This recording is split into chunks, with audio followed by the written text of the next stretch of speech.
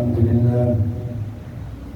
لله نحمده ونستعينه ونستغفره ونعوذ بالله من شرور أنفسنا ومن سيئات أعمالنا من يهده الله فلا مضل له ومن يضلل فلا هادي له أشهد أن لا إله إلا الله وحده لا شريك له وأشهد أن محمدا عبده ورسوله اللهم صل وسلم على سيدنا محمد وعلى آله وأصحابه ومن تبعهم بإحسان إلى يوم الدين يا أيها الذين آمنوا اتقوا الله حق تقاته ولا تموتن إلا وأنتم مسلمون أما بعد فإن أصدق الحديث كتاب الله وخير الهدي هدي محمد صلى الله عليه وسلم وشر الأمور محدثاتها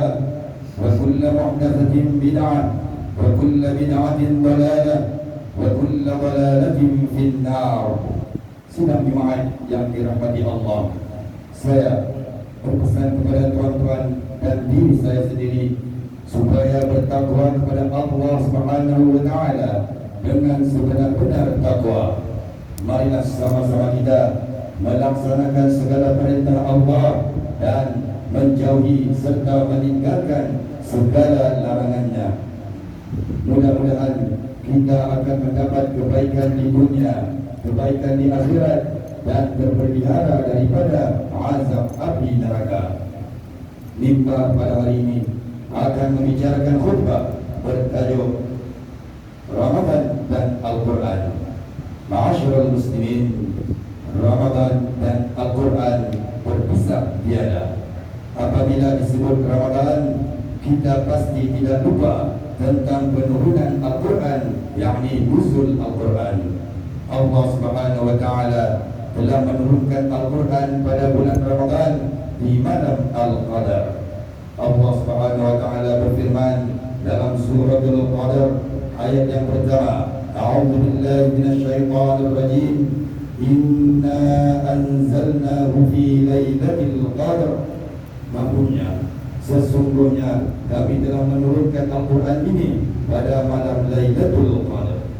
Tuan-tuan yang dikasihi Allah, Al-Imam Ibn Kathir rahimahullah berkata, Ibnu Abbas radhiyallahu anhu dan selainnya menjelaskan tentang ayat ini yang maksudnya Allah telah menurunkan Al-Quran ini sekaligus dari Lauh Mahfuz ke Baitul Izzah di langit dunia. Kemudian diturunkan Al-Quran ini secara beransur-ansur sesuai dengan kejadian-kejadian yang berlaku dalam masa 23 tahun kepada Rasulullah SAW. Ini jelas menunjukkan kepada kita bahawa bulan Ramadan adalah bulan yang Allah Subhanahu wa taala menurunkan Al-Quran Al-Karim, dan kerana inilah bulan Ramadan digelar sebagai bulan Al-Quran. Ma'asyiral muslimin, Al-Quran merupakan mukjizat Nabi Muhammad SAW yang paling agung dan akan terus kekal sehingga hari kiamat. Keberkatannya terus mengalir dan tidak akan pernah terputus. Al-Quran adalah sebuah kitab suci yang akan membimbing manusia menuju kebahagiaan di dunia dan di hari akhirat kelak.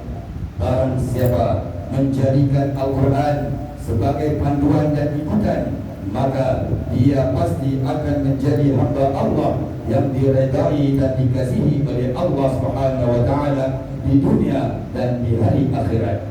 Sebaliknya, barang siapa yang tidak menghiraukan Al-Quran, maka cepat atau lambat mereka pasti akan mendapat kemurkaan Allah dan terjerumus ke dalam kebinasaan. Keberkatan Al-Quran jelas terzahir dengan adanya dalil-dalil yang menceritakan tentang keutamaan dan keistimewaannya. Ia merupakan kitab pedoman hidup bagi seorang Muslim. Ia merupakan penawar bagi segala penyakit zahir dan batin, dan banyak lagi keistimewaan-keistimewaan lain yang tidak terhitung. Firman Allah dalam surah Al-Isra ayat 82, wa nunazzilu minal qur'ani ma huwa shifaa'un wa rahmatun lil mu'minin wa la yazidul zalimina illa khasara. Dan kami turunkan Al-Quran sesuatu yang menjadi penawar dan rahmat bagi orang-orang yang beriman, sedangkan bagi orang-orang yang zalim hanya akan menambah kerugian. Tuan-tuan yang dirahmati Allah, berinteraksi dengan Al-Quran sama ada membaca, mendengar, bertadarus dan berusaha memahami Al-Quran adalah ibadat yang sangat digalakkan dalam Islam, dan ia juga merupakan salah satu cara untuk kita mendekatkan diri kepada Allah Subhanahu wa taala. Tuan-tuan, Al-Quran adalah kalam Allah Azza wa Jalla, dan sudah tentu terdapat pelbagai kelebihan dan dijanjikan ganjaran pahala kepada para hambanya yang mendekati Al-Quran. Antara kelebihan-kelebihannya ialah yang pertama, mereka yang mempelajari Al-Quran dan mengajarkan pula kepada orang lain diiktiraf oleh baginda Rasulullah SAW sebagai sebaik-baik manusia. Sebagaimana sabda Nabi SAW, khairukum man ta'allama al-Qur'ana wa 'allamahu. Sebaik-baik kamu adalah orang yang mempelajari Al-Quran dan mengajarkannya. Hadis riwayat Imam Bukhari.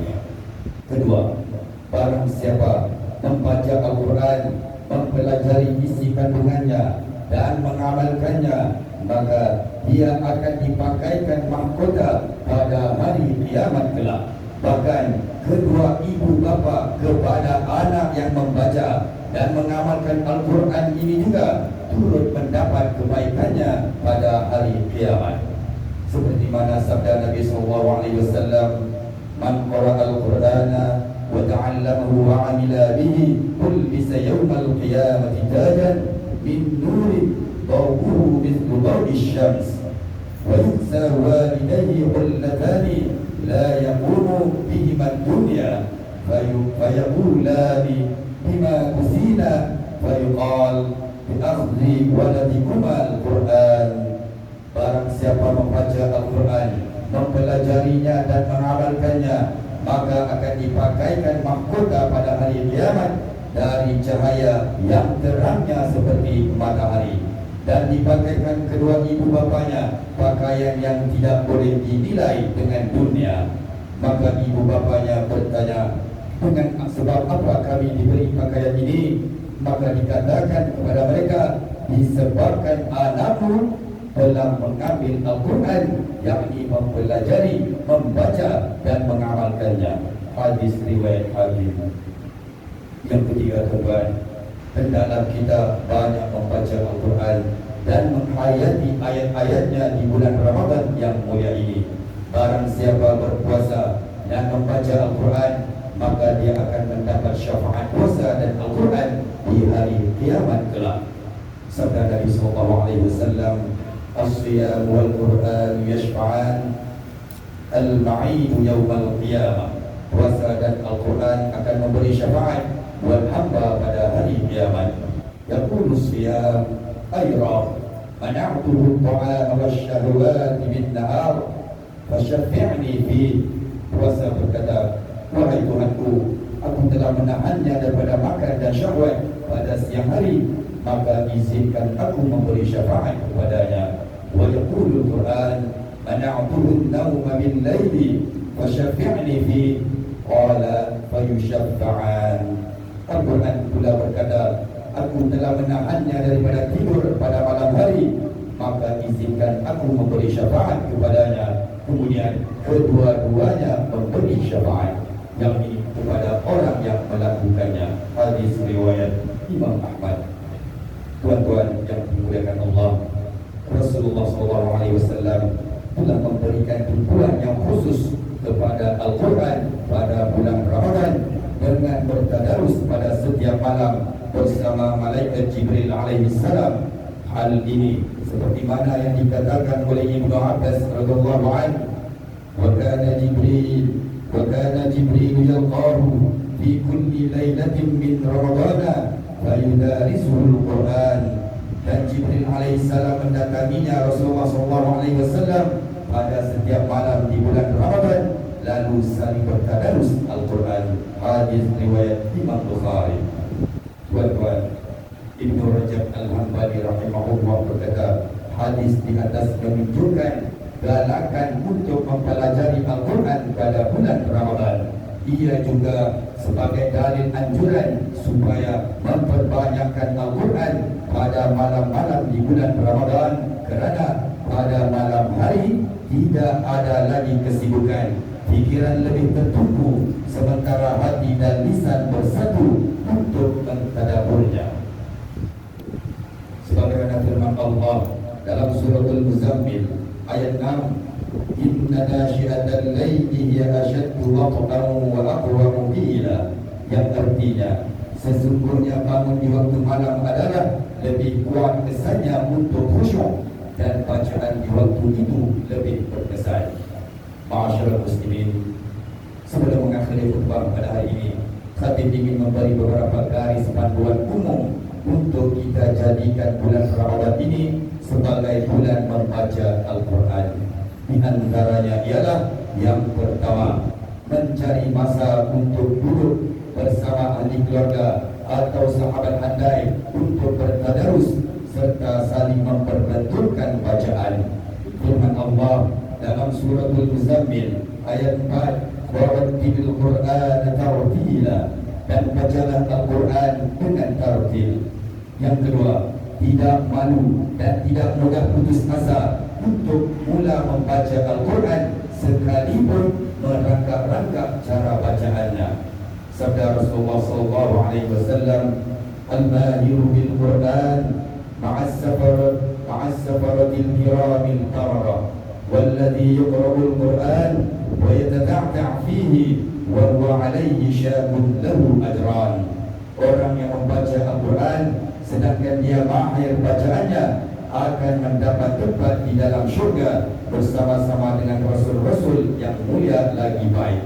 Sedangkan orang yang membaca Al-Quran tetapi tidak mahir membacanya, tergagap-gagap dan agak berat lidahnya kerana belum lancar, dia akan mendapat 2 ganjaran pahala. Riwayat Bukhari dan Muslim. Tuan-tuan, Al-Imam An-Nawawi rahimahullah menyebut yang maksudnya bahawa 2 ganjaran pahala yang diperolehi itu adalah kerana yang pertama disebabkan pembacaannya, dan yang keduanya disebabkan kesusahannya ketika membaca Al-Quran. Dan yang ketiganya, tuan-tuan, istiqamah atau meneruskan kebiasaan membaca Al-Quran sekalipun setelah berakhirnya bulan Ramadan. Allah Subhanahu wa taala amat menyukai para hambanya yang istiqamah atau berterusan melakukan sesuatu amal ibadah. Sabda Rasulullah SAW, ahabbul a'mali ila Allah ta'ala adwamuha wa in qalla. Amalan yang paling dicintai oleh Allah Ta'ala adalah amalan yang berterusan walaupun sedikit. Hadis riwayat Muslim. Tuan-tuan, Allah Subhanahu wa taala cinta akan amalan yang dilakukan dengan jumlah yang sedikit tetapi dilaksanakan secara istiqamah, yakni berterusan, berbanding amalan yang banyak tetapi bermusim dan tidak istiqamah. Ma'asyiral muslimin, mengakhiri khutbah pada hari ini, maka kami ingin membuat kesimpulan bahawa Ramadan dan Al-Quran tidak dapat dipisahkan. Maka janganlah kita memisahkan diri kita dengan Al-Quran, kerana kemuliaan bulan Ramadan yang kita semua sedang berada di dalamnya sekarang ini berkait rapat dengan penurunan Al-Quran. Betapa ruginya jika kita memberi berbagai alasan untuk tidak berusaha membaca Al-Quran dan memahami isi kandungannya. Oleh itu, saudara muslimin, marilah kita menjinakkan diri kita untuk sentiasa mendekati Al-Quran dengan cara membacanya serta menghayati isi kandungannya. Mudah-mudahan kita mendapat rahmat, keberkatan serta ganjaran pahala yang berganda di bulan Ramadan yang istimewa ini. Firman Allah dalam surat Ad-Dukhan ayat 3, Inna anzalnahu fi lailatin mubarakah inna kunna munzirin. Sesungguhnya kami telah menurunkan Al-Quran itu pada malam yang diberkati. Barakallahu li wa lakum bil Qur'anil azim wa nafa'ani wa iyyakum bima fihi min al-ayati wa dhikril hakim wa taqabbala minni wa minkum tilawata innahu huwas samiul alim. Aqulu qawli hadha wa astaghfirullahal azim li wa lakum wa lisairil muslimina wal muslimat wal mu'minina wal mu'minat fastaghfiruhu innahu huwal ghafurur rahim. Allahumma salli ala Muhammad. Allahumma salli ala Sayyidina Muhammad. Allahumma salli ala Sayyidina wa Nabiyyina wa Habibina wa Syafi'ina wa Zudina wa Maulana Muhammad.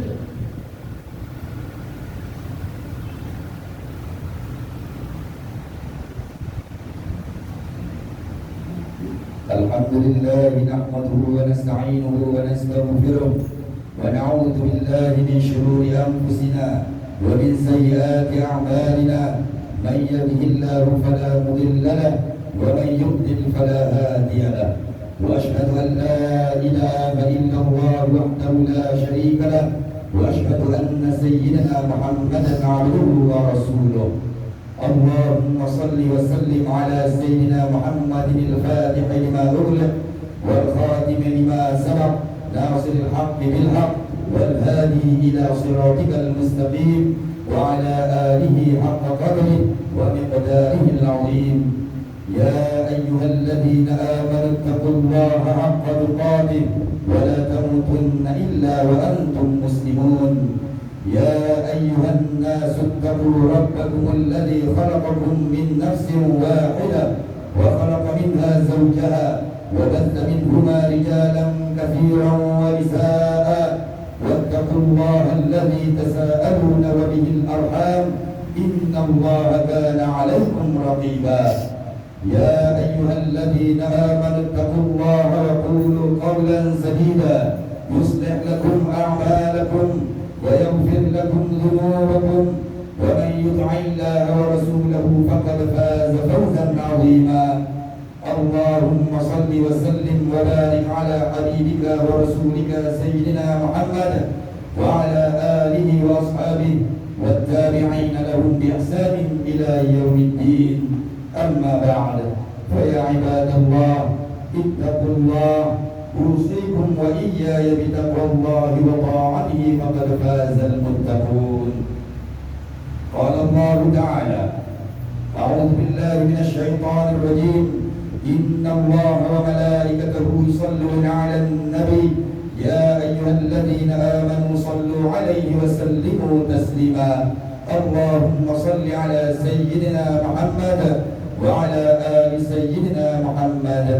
اللهم اغفر للمسلمين والمسلمات والمؤمنين والمؤمنات الأحياء منهم والأموات. اللهم آمنا في أوطاننا وأصلح أئمتنا وولاة أمورنا واشمل اللهم بعنايتك وتوفيقك على ملكنا Kebetulan yang maha mulia Seri Baruka Baginda yang dipertuan Agung ke-16 As-Sultan Abdullah Riayatuddin Al-Mustafa Billah Shah Ibni Al-Ma'mun Sultan Haji Ahmad Syam Al-Musta'in Billah Wa kadhalika maulana Tuan Pintu Utama Tuan Datuk Seri Utama Ahmad Fuzi bin Haji Abdul Razak yang dipertuan negeri Pulau Pinang. Allahumma dfa'anna al-bala wal-waba والداء والفحشاء والمنكر والمحن والفتن ما ظهر منها وما بطن عن بلدنا هذا خاصة وعن بلدان المسلمين عامة إنك على كل شيء قدير.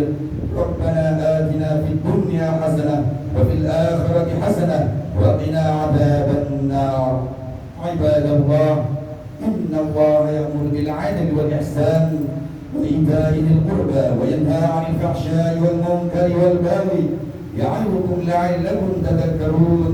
فاذكروا الله العظيم يذكركم واشكروه على نعمه يزدكم واسألوه من فضله يعطكم ولذكر الله أكبر والله يعلم ما تصنعون. أقيموا الصلاة.